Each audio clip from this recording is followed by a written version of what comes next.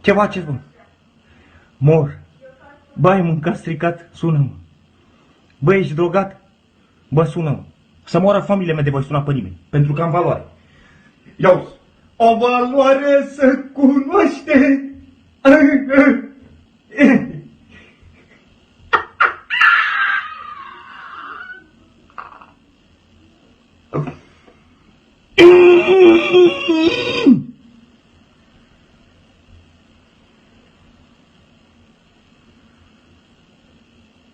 Să moară familia mea dacă nu muriți pe loc toți, din live-ul ăsta.